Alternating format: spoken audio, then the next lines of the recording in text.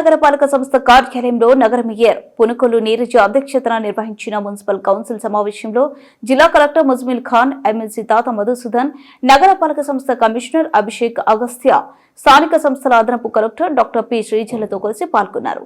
ఖమ్మం నగరపాలక సంస్థను సంబంధించి 2025-26 ఆర్థిక సంవత్సరానికి బడ్జెట్ అంచనాలు, ఆదాయ ఖర్చు వివరాలు, 2024 నుంచి 25 సవరించిన బడ్జెట్ తదితర అంశాలపై సమావేశంలో సుదీర్ఘంగా చర్చించారు. 2024-25 సవరిస్తూ అంచనా వేయడం జరిగింది. అంటే ఈ నగరపాలక సంస్థకు సంబంధించిన వివిధ రకాల ఆదాయ పేజీ నెంబర్ 3లో 9 నుంచి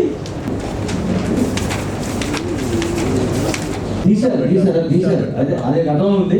వీటన్నిటికీ సార్ మనం దాన్ని మెయింటైన్ చేసి పేదవాళ్ళు మన పనులు చేయించలేకపోతాం. అందుకే మనం ఇటువంటి బాడీస్లో పెట్టుకుంటూ బయట రెంట్ మినిమం నాన్ ఏసీఆర్ 30,000 ఉన్నాయి సార్, ఏసీఆర్ ₹1,00,000. రెవెన్యూ ఆదాయాలు ఏవైతే అద్దెలు ఉన్నాయో, ఒకటి అందులో ప్రధానమైనది కమ్యూనిటీ హాల్స్ మరియు టౌన్ హాల్స్ యొక్క అద్దెలు గత సంవత్సరం 35 లక్షలుగా అంచనా వేయగా రివైజ్డ్ 20 లక్షలుగా అంచనా వేయడం జరిగింది. రాబో సంవత్సరం 25 లక్షలు. కానీ మన ఆదాయం అయితే ప్రజల కోసమే డబ్బులంతా మనం ఖర్చు పెడతాం, కానీ ఆదాయం అంటే తగ్గకుండా 1,75,21,000 మనము షాప్ల రెంట్ల ద్వారా కలెక్ట్ చేయడం జరిగింది. దాన్ని ఆధారం చేసుకుని 24-25లో 90 లక్షలుగా అంచనా వేయగా జనవరి 31 నాటికి 63,14,000 రూపాయలని మనం సభాధ్యక్షుల గారి అనుమతితో మీటింగ్ ముందు తీసుకెళ్ళాలని ఆధారంగా చేసుకొని సవరించిన అది మనం కల్పించే అవకాశం ఉంది. ఈ కమ్యూనిటీ వాళ్ళని రిపేర్ చేపిస్తే రెవెన్యూ వస్తుంది సార్. దాని బాధ్యత కూడా సరిగా లేదు సార్. మొత్తం అన్ని జిల్లా అన్ని కానీ అటువంటివి ఉంటాయి.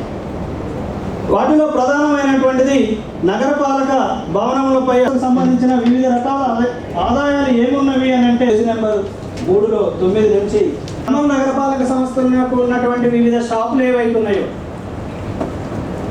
ఆ షాపుల నుంచి ప్లాస్టిక్ రహిత ఖమ్మంగా మనం మన ప్రజల ఆరోగ్యాలను దృష్టిలో పెట్టుకుంటూ తీర్చిదిద్దే అవసరం తీవ్రంగా ఉంది. కౌన్సిల్ ఇది కూడా ఒక ఆలోచన పెట్టుకుంటూ చేస్తుందని నేను గట్టిగా నమ్ముతున్నాను. ఇవన్నీ చిన్న అంశాలు మనం మాట్లాడుకున్న తర్వాత ఇప్పుడు గవర్నమెంట్ ఎమ్మెల్సీ గారైనా గవర్నమెంట్ కార్పొరేటర్ గారైనా రేస్ చేసిన అంశం పైన స్పష్టంగా మాట్లాడటం జరుగుతుంది. ఉద్దేశం అనేది మనం దృష్టిలో పెట్టుకునే అవసరం ఉంది. ప్రజాస్వామ్యంలో గవర్నమెంట్ ప్రజాప్రతినిధులకి ఇవ్వాల్సిన గౌరవం ఖచ్చితంగా దక్కాలి. ఎందుకంటే ప్రజల తరఫున మాట్లాడితే తమరే. ఎక్కడ కానీ అధికారులకి అపోహ ఉంటే, ఈగో మనకి ఎక్కడైనా మనసులో వస్తుంటే దూరం పెట్టుకుంటే మంచిదని మీ కలెక్టర్ అభిప్రాయం. ఇది ఖచ్చితంగా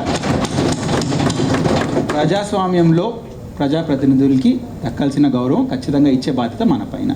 ఎక్కడ కానీ కాన్ఫ్రంటేషన్ అవుతుంటే అది మీరు ఇంటెన్షనల్గా చేయట్లేదని ఖచ్చితంగా నమ్ముతున్నాను. ఎందుకంటే అధికారులు కూడా నిరంతరంగా మీరు ఎంత శ్రమ పడుతున్నారో అది కూడా మాకు తెలుసు.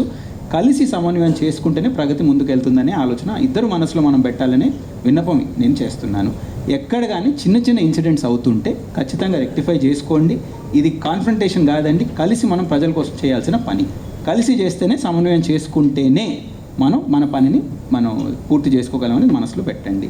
ఇటువంటి ఇన్సిడెంట్స్ ఏమైనా వస్తుంటే గవర్నమెంట్ మీరు కమిషనర్ గారికైనా నాకైనా రేస్ చేయండి. ఖచ్చితంగా అదేదో చిన్న చిన్న సందర్భాల వల్ల అందరి పేరు మనం పాడవకుండా చూడాలి. ఎందుకంటే మన జిల్లాలో ఖచ్చితంగా ఇవ్వాల్సిన గౌరవం ఇచ్చే బాధ్యత మాది. ఖచ్చితంగా ఇచ్చే వరకు మేము కూడా వెంట పడతాము. ఇంకొక ఇష్యూ మీరు అందరూ రేస్ చేసిందండి, అడ్మినిస్ట్రేటివ్ రిఫార్మ్స్ అంతే ఖచ్చితంగా బాగా జరుగుతున్నాయి. ఇదంతా మీరు ప్రజల కోసం చేస్తున్నారని మాకు కూడా తెలుసు.